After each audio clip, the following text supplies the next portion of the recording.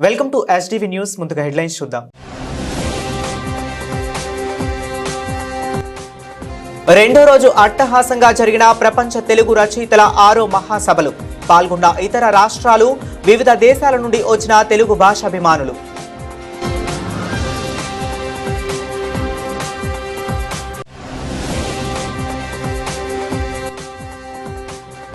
Subbarao colony వాసులతో MP Kesineni శివడ సమావేశం. విజయవాడ నగరానికి master plan ready అవుతుందని వెల్లడి.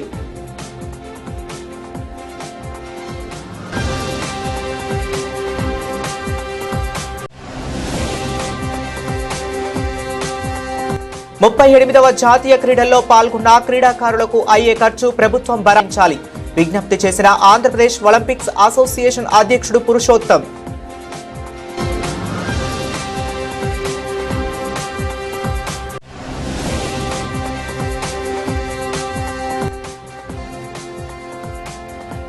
రాజకీయ కక్షతోనే నాపై తప్పుడు కేసులు పెట్టారు. ప్రభుత్వంపై సంచలన వ్యాఖ్యలు చేసిన మాజీ మంత్రి పేర్ని నాని.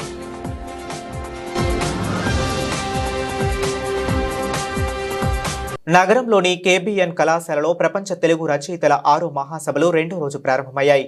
దీనిలో భాగంగా ఇతర రాష్ట్రాల ప్రతినిధులు సదస్సు నిర్వహించారు. ఈ కార్యక్రమంలో ఇతర రాష్ట్రాలు, వివిధ దేశాల నుండి వచ్చిన తెలుగు భాషాభిమానులు పాల్గొన్నారు. మరో వేదికపై తెలుగులో న్యాయపాలనపై సదస్సు ప్రారంభమైంది.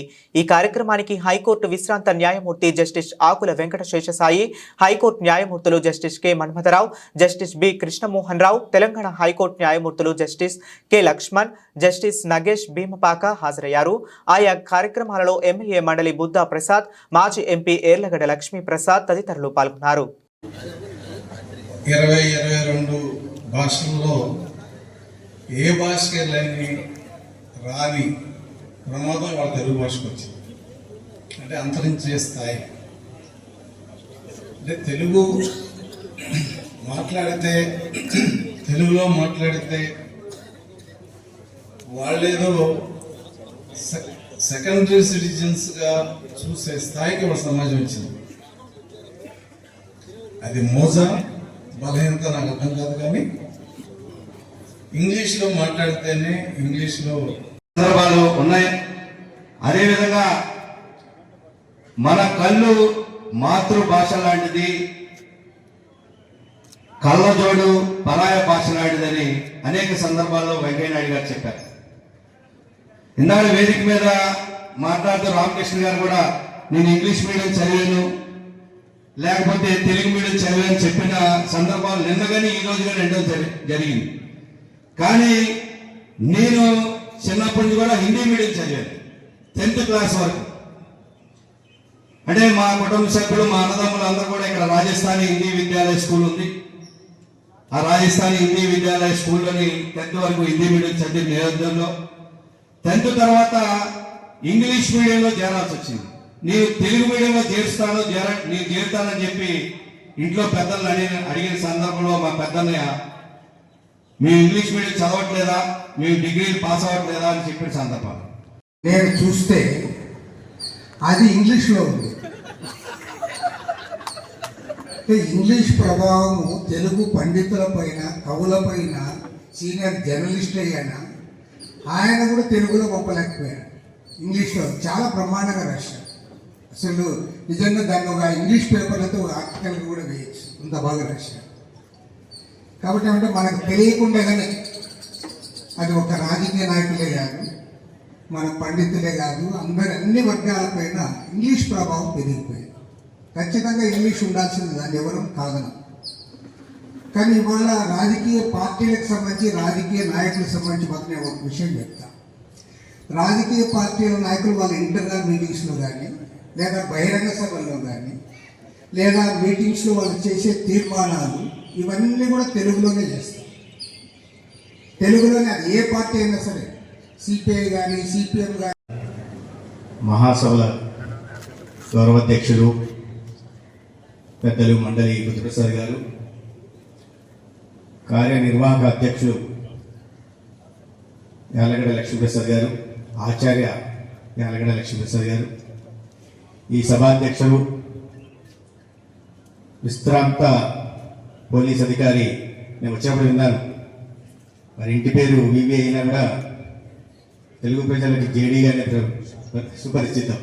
అటువంటి జేడీ లక్ష్మీనారాయణ గారు, కమ్యూనిస్ట్ పార్టీ సీనియర్ నాయకులు కె రామకృష్ణ గారు, ఎమ్మెల్సీ శాసనమండలి సభ్యులు అశోక్ బాబు గారు, శివాజీ గారు, మా పార్టీ సహచర కార్యకర్త శ్రీరామ్ గారు, ఇవాళ ఈ ప్రపంచ రచయితల తెలుగు రచయితల మహాసభలకు విచ్చేసిన కవయిత్రులు, రచయితలు, సాహితీ ప్రియులు, తెలుగు భాషా ప్రేమికులు అందరికీ నమస్కారం. ఇప్పుడే ముందు ఈ పైకి వచ్చిన తర్వాత నేను రామకృష్ణ గారు మాట్లాడుకుంటున్నాను. రామకృష్ణ గారిని అడిగాను, ఏంటి సార్ చాలా పెద్ద లిస్ట్ ఉంది, ఇంటి పైన మనమే ఉన్నామని. అంటే వారు అన్నారు, ఇతరత్రైన ముఖ్యమైన కార్యక్రమాలు ఉన్నాయేమో, బహుశా అందుకు వచ్చిండకపోవచ్చు ఇండియా అన్నారు. మరి శ్రోతలు కూడా చాలా తక్కువ మంది ఉన్నారు కదండి అన్నారు. ఏముంది, రాజకీయ పార్టీల నాయకులు ఒకచోట చెప్తే ఆ బూతు ప్రయోగాలు, విమర్శలు, ప్రతి విమర్శలు తిట్టుకోవడమే కదా, అందుకని వాళ్ళకు కూడా వాళ్ళకు కూడా అనిపించింది, అందుకని రాలేదని వాళ్ళు చెప్పారు. ఏదైనప్పటికీ ఇవాళ తెలుగు రచయితల మహాసభను అందరం కూడా పనిచేస్తాం. ఎందుకంటే రాజకీయ నాయకుల పాత్ర చాలా ముఖ్యమైనది. ఎందుకంటే ఒక నిచ్చెనను శుభ్రం చేయాలంటే మనం ఎప్పుడు కూడా పైనుంచి మొదలు పెట్టాలి. కింద నుంచి మొదలు పెట్టుకుంటూ వెళితే పైన శుభ్రం చేయడానికి మన కాళ్లతోనే మళ్ళా నిచ్చెన మీదకి ఎక్కాల్సి వస్తుంది. కాబట్టి ఎప్పుడు కూడా శుభ్రత అన్నది పైనుంచి మొదలు పెడదాం. కాబట్టి రాజకీయ నాయకులు, రాజకీయ పక్షాలలో ఈ మాతృభాష విషయం గురించి అవగాహన ఏర్పడితే అప్పుడు ఖచ్చితంగా ఇందులో మార్పు జరుగుతుందన్నది నా అభిప్రాయం. భాష యొక్క గొప్పదనం ఏంటి అని తెలుసుకోవడానికి చాలా మంది భాష ప్రాచీనమైన భాష అయితేనే అది గొప్ప భాష అని చాలా మంది మాట్లాడుకుంటున్నారు. భాష యొక్క గొప్పదనం ప్రాచీనతను బట్టి ఉండదు, ఆ భాష యొక్క ప్రభావం సమాజం మీద ఎలా ఉంది, మిగతా కళల మీద ఎలా ఉంది అన్న దాని మీద భాష యొక్క ప్రాముఖ్యత ఆధారపడి ఉంటుందన్న ప్రపోజల్ నేను మీ ముందు ఉంచుతున్నాను. ఎందుకంటే ఎప్పుడు కూడా మనం ప్రాచీన భాష అని మాట్లాడుతుంటాం, కానీ ప్రాచీనం ముఖ్యం కాదు, ఆ భాష ప్రభావం సమాజం మీద ఎంత ఉంది అన్న దాని మీద ఒక భాష యొక్క గొప్పతనం ఆధార. రానున్న రోజుల్లో విజయవాడ నగరం మరింతగా విస్తరణ కాబోతుందని, దానికి సంబంధించిన మాస్టర్ ప్లాన్ రెడీ అవుతుందని విజయవాడ ఎంపీ కేశినేని శివనాథ్ తెలిపారు. తూర్పు నియోజకవర్గం 4వ డివిజన్లో సుబ్బారావు కాలనీ వెల్ఫేర్ అసోసియేషన్ ఆదివారం నిర్వహించిన జనరల్ బాడీ సమావేశానికి ముఖ్య అతిథిగా ఎంపీ కేశినేని శివనాథ్ హాజరయ్యారు. ఈ సందర్భంగా అసోసియేషన్ సభ్యులు కాలనీలోని రోడ్ల సమస్యలతో పాటు మరికొన్ని సమస్యలు ఎంపీ కేశినేని శివనాథ్ దృష్టికి తీసుకువచ్చారు. ఈ సమావేశంలో ఎంపీ కేశినేని శివనాథ్ మాట్లాడుతూ నగరంలో స్ట్రాంగ్ వాటర్ డ్రైనేజ్ కారణంగా రోడ్లు పాడయ్యే పరిస్థితి ఏర్పడిందన్నారు. అందుకే ముందుగా ఎన్టీపీలు రోడ్లపై దృష్టి పెట్టినట్లు తెలిపారు. 6 నెలల్లో నగరంలో గుంతలు లేని రోడ్లను చూస్తారన్నారు. అలాగే ఏడాదిలో డ్రైనేజ్, స్ట్రాంగ్ వాటర్ సమస్యను కొలిక్కి తీసుకురావడానికి చర్యలు చేపడుతున్నట్లు తెలిపారు. కాలనీ వాసులు కోరుకునే విధంగా వారి కాలనీలు ఉంటాయన్నారు. కాలనీ వాసులంతా కలిసి చేపట్టే నిర్మాణం కాలనీకి ఆర్థికంగా ఉపయోగపడేదిగా ఉండాలని సూచించారు. అనంతరం ఎంపీ కేశినేని శివనాథ్ను అసోసియేషన్ సభ్యులు ఘనంగా సత్కరించారు. ఈ కార్యక్రమంలో కార్పొరేటర్లు జాస్తి సాంబశివరావు, దేవినేని అపర్ణ, కాలనీ అధ్యక్షులు పర్వతనేని రామచంద్ర, సెక్రటరీ రాజారావు, కోశాధికారి వెలకపూడి సుబ్బారావులతో పాటు అసోసియేషన్ సభ్యులు, కాలనీ వాసులతో పాటు టీడీపీ నాయకులు పాల్గొన్నారు.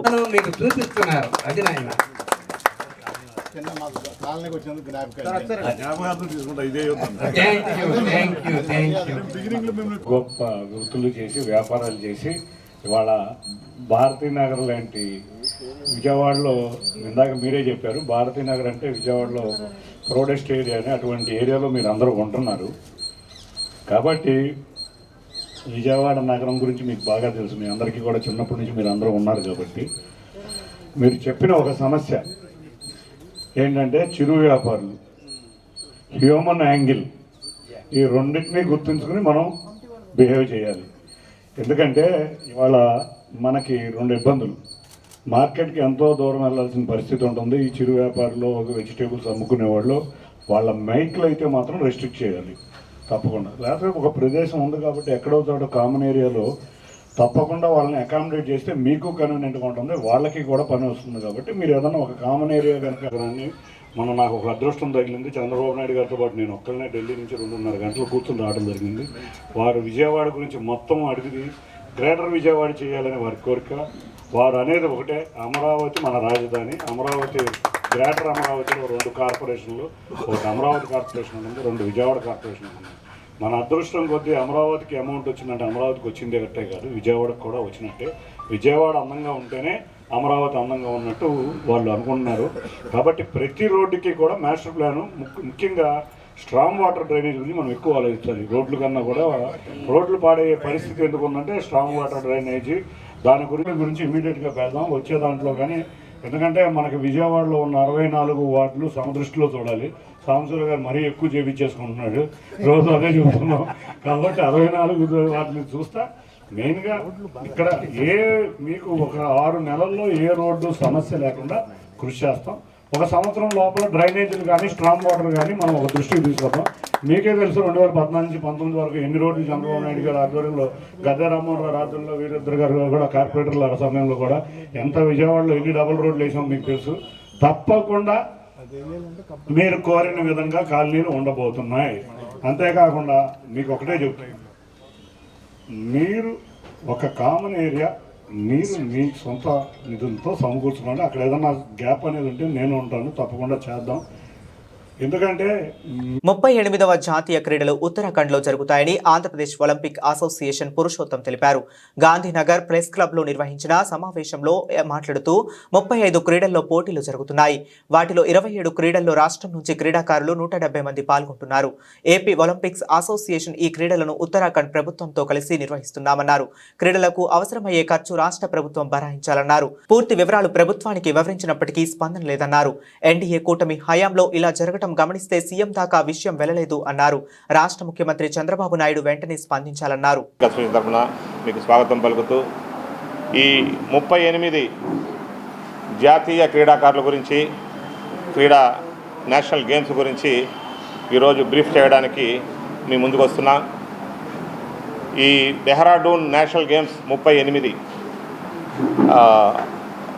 ఎడిషన్ అంటే 36 ఆఫ్టర్ 7-8 ఇయర్స్ తర్వాత గుజరాత్లో జరిగింది, 22లో, 23లో గోవాలో జరిగింది. ఇది 24 సంవత్సరం జరగవలసింది, జనవరికి వెళ్ళింది. ఇది 38 ఎడిషన్. దీంట్లో 35 గేమ్లు ఉన్నాయి. 35 గేముల్లో డిసిప్లైన్స్, అది టీమ్ ఈవెంట్లు కావచ్చు, ఇండివిజువల్ గేమ్స్ అయినా కావచ్చు. టోటల్గా 35. ఈ 35లో 11 సిటీలు ఉత్తరాఖండ్లో డిఫరెంట్ సిటీస్లో జరుగుతుంది. జనవరి 28 స్టార్ట్ అవుతుంది. ఆ రోజు ప్రైమ్ మినిస్టర్ ఓపెనింగ్ సెరమనీ ఉంది. అది డెహ్రాడూన్ మెయిన్ స్టేడియంలో జరుగుతుంది. క్లోజింగ్ సెరమనీ 2025 ఫిబ్రవరి 14న క్లోజింగ్ సెరమనీ హల్ద్వానీ అనే సిటీస్లో క్లోజింగ్ సెరమనీ జరుగుతుంది. టోటలు 18 రోజులు. ఈ 18 రోజుల పోటీల్లో ఆంధ్రప్రదేశ్కు 21 గేమ్లు సెలెక్ట్ అయ్యింది. Team events plus individual like swimming, boxing, judo, taekwondo, wrestling, ఇలాంటి ఇండివిజువల్ గేమ్స్, షూటింగు, టైకోండో. ఇది కాకుండా మనకు టీమ్ ఈవెంట్స్లో Andhra Pradesh men and women beach volleyball select అయింది, క్వాలిఫై అయింది అది. అలాగే ఖోఖో క్వాలిఫై అయింది టీమ్ ఈవెంట్లో. హ్యాండ్బాల్, బీచ్ హ్యాండ్బాల్ క్వాలిఫై అయింది. టీమ్ ఈవెంట్స్లో ఇవే అయినాయి, మిగతా అన్ని ఇండివిజువల్ గేమ్సే. దాదాపు 170-175 మంది ప్లేయర్స్ క్వాలిఫై అయ్యారు. దీంట్లో అఫీషియల్స్కి ఒక 45 నుంచి 50 మంది అఫీషియల్స్ ఉంటారు, అంటే టీమ్ మేనేజర్స్ కానీ టీమ్ కోచెస్ కానీ. ఈ మొత్తము జరపవలసింది ఇండియన్ ఒలింపిక్ అసోసియేషన్ బైలాస్ ప్రకారము జీటీసీసీ గేమ్స్ టెక్నికల్ కండక్ట్ కమిటీ అనే ఒక కమిటీ ఉంటుంది. ఆ కమిటీ పూర్తిగా ఎంట్రీస్ నుంచి ఓపెనింగ్ సెరమనీ, క్లోజింగ్ సెరమనీ మొత్తం కలిసి ఉత్తరాఖండ్ ప్రభుత్వంతో కలిసి చేసే కార్యక్రమం ఇది. రాజకీయ కక్షతోనే తనపై తప్పుడు కేసులు బనాయించి అరెస్ట్ చేసేందుకు కుట్ర చేస్తున్నారని వైఎస్ఆర్సీపీ కృష్ణా జిల్లా అధ్యక్షుడు మాజీ మంత్రి పేర్ని వెంకటరామయ్య ఆక్షేపించారు. అదేవిధంగా మచిలీపట్నంలో తన సతీమణి జయసుధ పేరుతో ఉన్న గోదాము నుండి బియ్యం షార్టేజ్ వచ్చిందనే అంశాన్ని సాకుగా చూపి తనతో పాటు తన భార్య, కుమారుడిని కూడా అరెస్టు చేయాలనే లక్ష్యంతో పావులు కదుపుతున్నారని ఆయన ఆరోపించారు. బియ్యం షార్టేజ్ విషయంలో తన కుటుంబ ప్రతిష్టతను దెబ్బతీసేలా ప్రభుత్వ దర్యాప్తును మించి టీడీపీ అనుకూల సోషల్ మీడియా అత్యుత్సాహంతో ఇష్టారాజ్యంగా తప్పుడు ప్రచారం చేస్తుందని ఆగ్రహం వ్యక్తం చేశారు. ఇందులో నాకు గనక ఏదన్నా లేదా నా భార్య కానీ నేను కానీ ఏదన్నా చిన్న పాపం చేసి ఉన్నాం, పాపానికి మేము భాగస్థులమై ఉన్నామంటే కనుక నేను అత్యంత ప్రేమించేటువంటి, దేవుళ్ళ కంటే మిన్నగా ప్రేమించేటువంటి, చనిపోయి మరణించినటువంటి నాకు జన్మనిచ్చిన తల్లి మీద ప్రమాణం చేసి నేను చెప్తున్నాను. అంటే ప్రమాణం చేస్తే సరిపోద్దా అంటే నాకు జన్మనిచ్చిన తల్లి మరణించి ఉంది, ఆవిడ మీద ప్రమాణం కంటే నేను ఏం చేయగలను చెప్పండి. దీంట్లో నా భార్యకి కానీ నాకు కానీ ఏ పాపం లేదని కూడా ప్రజలకు చెప్పుకుంటున్నాను. నేను రాజకీయ నాయకులకు చెప్పట్లేదు, ప్రజలకు చెప్పుకుంటున్నాను. ఖచ్చితంగా ఇవాళ కాబట్టి ఎప్పటికైనా సరే నిజం తేట తెల్లమవుతుంది, ఎక్కడికి పోదది. 4 రోజులు ఆలస్యమైనా కూడా అబద్ధం 6 మైళ్ళు పరిగెత్తిన తర్వాత నిజం మెల్లగా బయలుదేరుతుంది నా సామెతం. ఖచ్చితంగా నిజం వస్తుంది. నేను అట్లాగే మనోహర్ గారిని కూడా నేను అడుగుతున్నాను. నేను ఎండీ గారికి, సివిల్ సప్లైస్ ఎండీ గారికి ఓ లెటర్ పెడుతున్నాను. 2014-15లో ఈ కస్టమ్ మిల్లింగ్ అనేది స్టార్ట్ అయింది. ఈ కస్టమ్ మిల్లింగ్ స్టార్ట్ అయిన దగ్గర సీఎంఆర్ అంటున్నారు. దీంట్లో 2014-15 నుంచి ఇప్పటి వరకు రైస్ మిల్లులకి ధాన్యం తోలి దానికి వెనక్కి ప్రభుత్వానికి బియ్యం 9 మాసాలు 10 మాసాలు అయినా కూడా ఆ ధాన్యాన్ని ఆడిచ్చి బియ్యంగా మార్చి పంపనటువంటి, అప్పచెప్పనటువంటి, డబ్బులు కట్టిన ఏ రైస్ మిల్లర్ మీదన్నా ఇంతవరకు క్రిమినల్ కేసు ఏదన్నా ఫైల్ చేశారా? నేను సమాచారం అడుగుతున్నా, ఆయనకి లెటర్ ఇస్తాను. అయితే మీరు మంత్రిగా ఉన్నారు కాబట్టి నేను మిమ్మల్ని కోరుకుంటున్నాను. మీరు చాలా పెద్ద మాటలు కూడా మాట్లాడారు, అంటే చాలా నిజాయితీగాతో కూడినటువంటి ఇదిగా మీరు చెప్పుకొచ్చారు. మీరు ఉద్యోగ ధర్మమే మీ ప్రధాన పాత్ర తప్పితే రాజకీయ కక్షలు లేవు.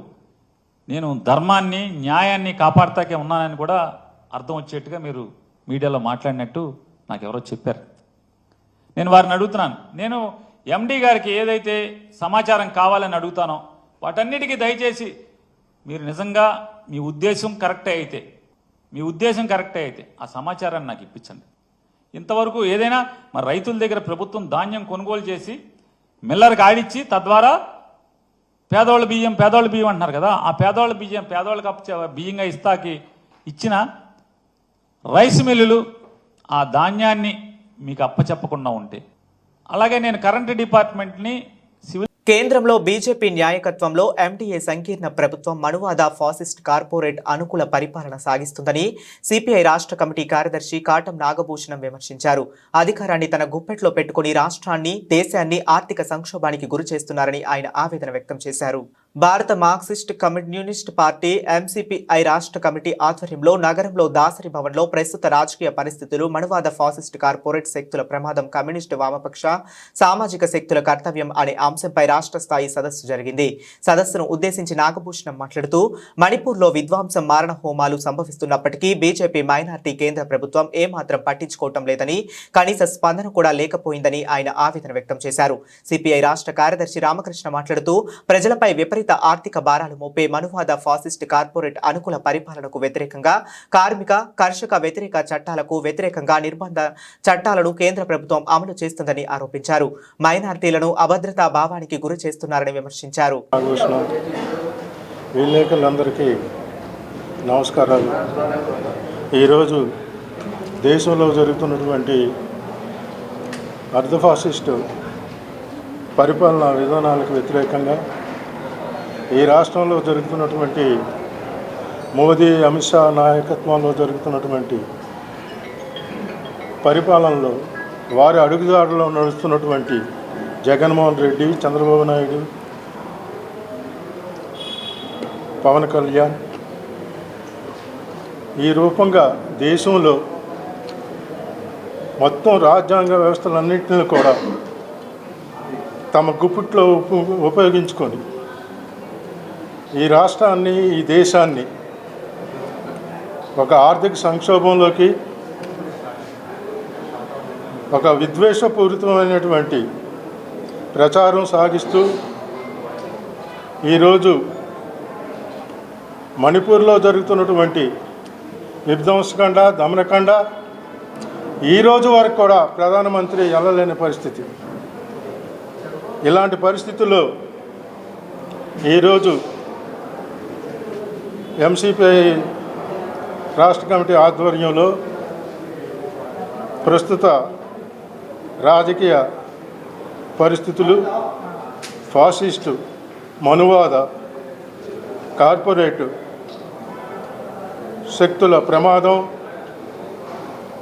కమ్యూనిస్టు, వామపక్ష, సామాజిక న్యాయం కోరే పార్టీల యొక్క కర్తవ్యం అనే అంశం మీద ఈరోజు ఈ రాష్ట్ర సెమినారు నిర్వహించబడుతుంది.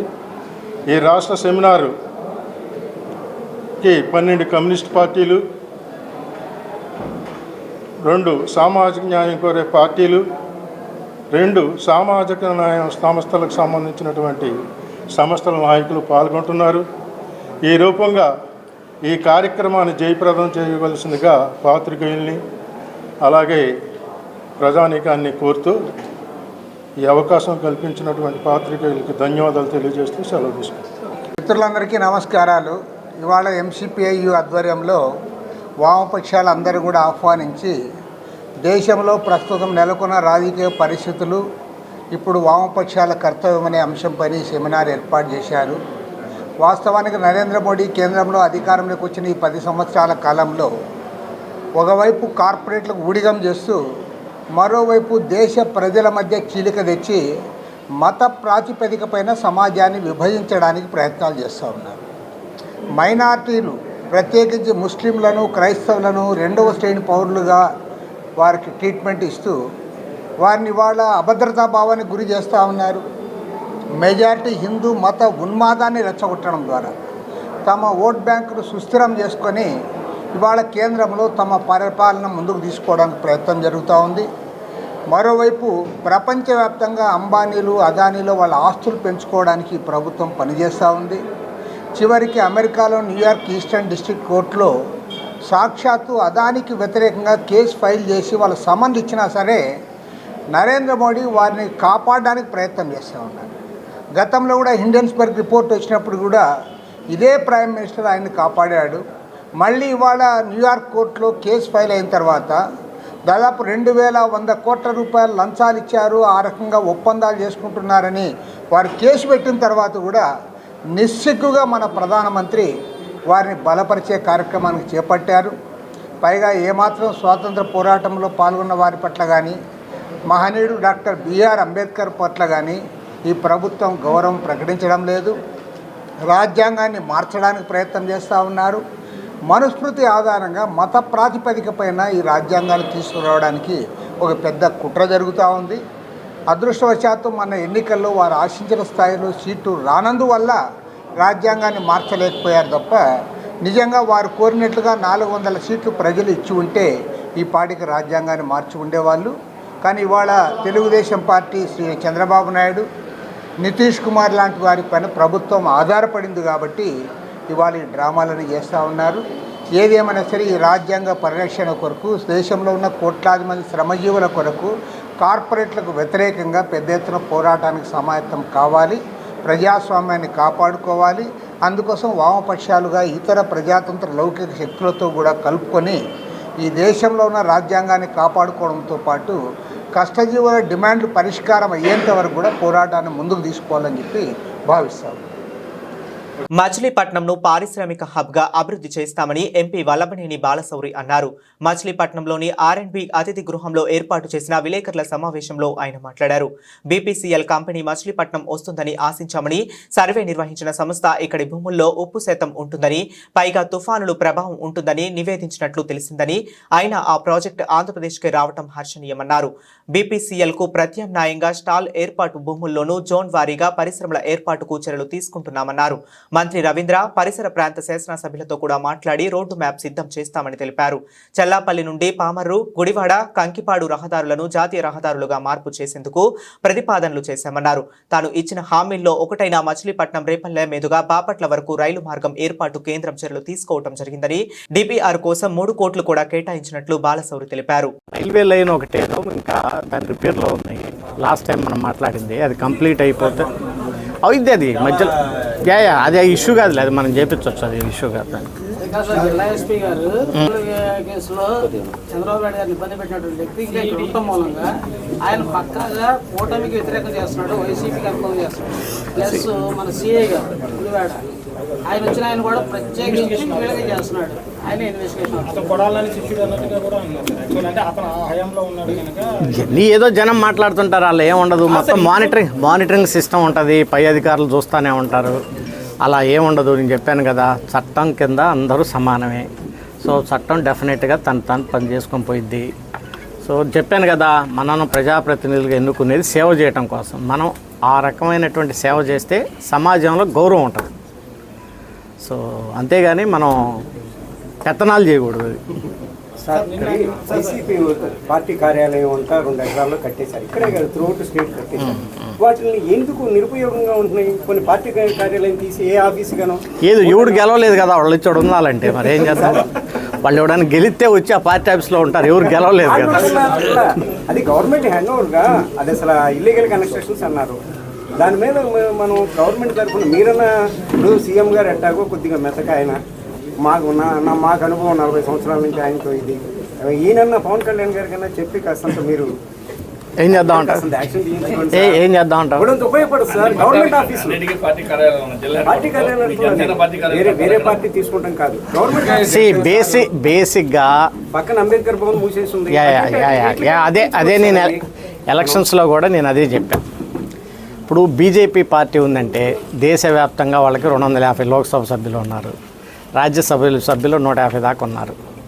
భారతదేశంలో అనేక రాష్ట్రాల్లో ముఖ్యమంత్రులు ఉన్నారు. వాళ్ళ పార్టీ కార్యాలయమే ఢిల్లీలో 1 ఎకరంలో ఉంటుంది. ఇక్కడ మనం అధికారంగా ఉంది కదా అని చెప్పేసి 2 ఎకరాల్లో ఎందుకు? ఇక్కడ ఒకరు ఎవడన్నా ఉన్నా అంటే ఒక ఎమ్మెల్యే గెలవలేదు. అదంతా ఏంటంటే ప్రజలు ఎన్ని గమనించే ఆ రకమైనటువంటి తీర్పు ఇచ్చారు. ఆ బిల్డింగ్లు ఒక్కటి చూస్తుంటే అది కార్పొరేట్ బిల్డింగ్స్ లాగా ఉన్నాయి అవన్నీ చూస్తే. సో ప్రజా జీవితంలో వాళ్ళు తెలుసుకోవాల్సింది ఏంటంటే ఇలాంటి పనులు చేస్తే ప్రజలు ఏ రకమైనటువంటి తీర్పు ఇచ్చారనేది మనకు అర్థమైంది. సో దాని మీదే ముఖ్యమంత్రి గారు, ఉప ముఖ్యమంత్రి గారు ఏదో ఆలోచిస్తున్నారు ఏం చేయొచ్చు అని. నా సలహా అయితే మంచి అంబేద్కర్ హాస్టల్లో, లేకపోతే బాబు జగజ్జీవన్ రావు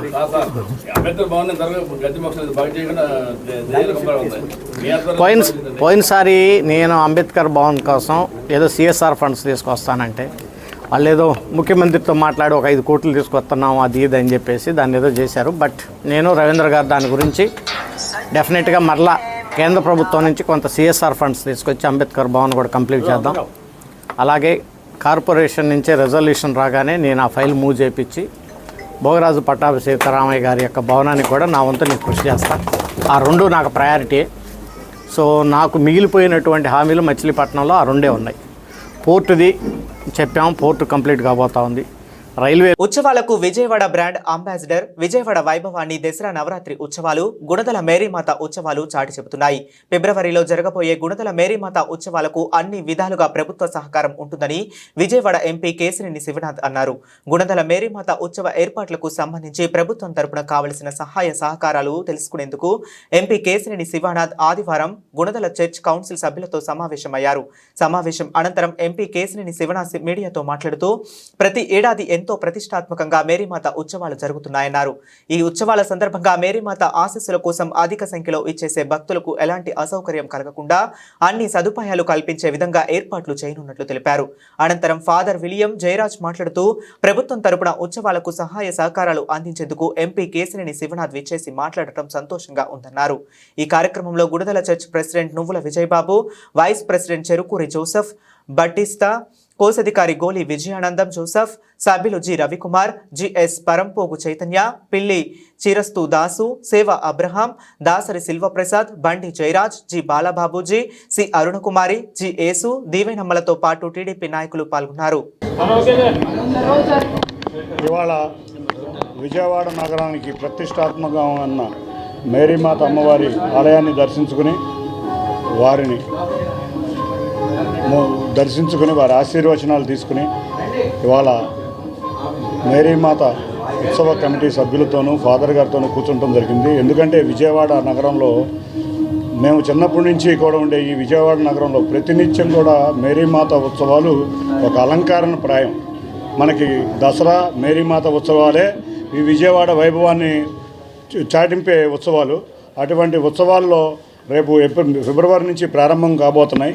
కాబట్టి మేమేదన్నా ప్రభుత్వం తరపున మేరీమాత ఉత్సవాలకి ఎటువంటి ప్రిపరేషన్స్ రెడీ అవ్వాలని ఫాదర్ గారిని అడుగుతాం జరిగింది. వారు పెద్దలు గత ప్రభుత్వాలన్నీ కూడా మమ్మల్ని బాగా సపోర్ట్ చేసినాయి. మేము మా ప్రిపరేషన్స్లో ఉన్నాం. తప్పకుండా చిన్న చిన్న ఇష్యూల మీద ఉన్నాయి కానీ అటువంటివన్నీ తాత్కాలికమే కానీ పరిష్కరించుకుందామని అన్నాం.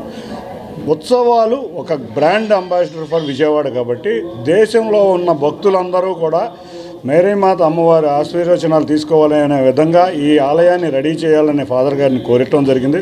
వారు కూడా వాళ్ళ కమిటీతో డిస్కస్ చేసి తప్పకుండా ప్రభుత్వం నుంచి ఏదన్నా మేము సహాయం చేయాల్సి వస్తే గౌరవ ముఖ్యమంత్రి నారా చంద్రబాబు నాయుడు గారి దృష్టికి కూడా తీసుకెళ్తామని చెప్పాం. ఇవాళ అమ్మవారి ఆశీస్సులు ప్రజలందరికీ కావాలి కాబట్టి ఎక్కువ మంది భక్తులకు వచ్చి వారికి సౌకర్యాలకు ఎటువంటి అసౌకర్యం లేకుండా కలిగే విధంగానే ఈ ఉత్సవాలు చేద్దామని మేము అందరం అనుకుంటున్నాం.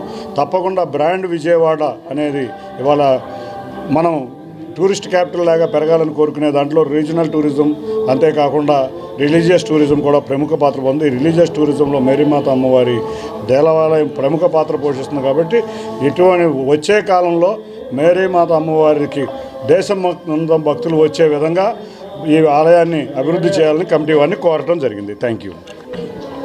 ఉంచుకొని మరియ తల్లి యొక్క దీవెనలు పొందినందుకు చాలా సంతోషంగా ఉంది. చాలా కోఆపరేషన్ చేయడానికి ప్రభుత్వపరంగా ముందుకు వస్తున్నారు. సంతోషం. గత 100 సంవత్సరాల నుంచి కూడా ఇక్కడ ఉత్సవాలు జరిగినప్పుడు ఎలాంటి ఇబ్బందులు ఎప్పుడు కూడా కలగలేదు. అన్ని ప్రభుత్వ శాఖల వారు కూడా నిండుగా మాకు సహకారం అందించారు. ఎంపీ గారు ప్రేమతో కొన్ని ప్రపోజల్స్ ముందుకు పెడుతూ ఉన్నారు. వాటినన్నిటి కూడా మా పీఠాధిపతులైనటువంటి జోసెఫ్ రాజారావు గారు వారికి సంబంధించినటువంటి కౌన్సిల్ సభ్యులతో కలిసి మేము మాట్లాడి మరలా మన ఎంపీ గారికి తెలియజేస్తాం.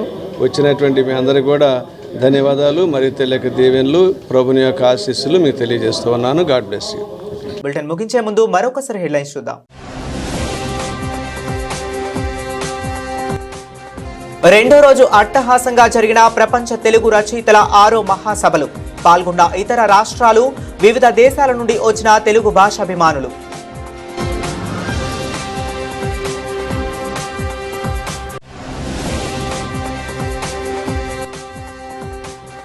సుబ్బారావు కాలనీ వాసులతో ఎంపీ కేసినేని శివడ సమావేశం. విజయవాడ నగరానికి మాస్టర్ ప్లాన్ రెడీ అవుతుందని వెల్లడి.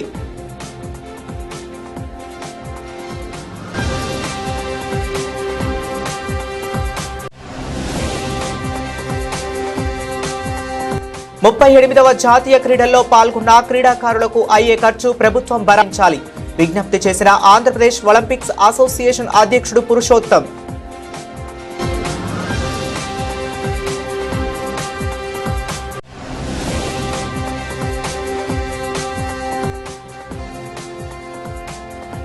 రాజకీయ కక్షతోనే నాపై తప్పుడు కేసులు పెట్టారు. ప్రభుత్వంపై సంచలన వ్యాఖ్యలు చేసిన మాజీ మంత్రి పేర్ని నాని.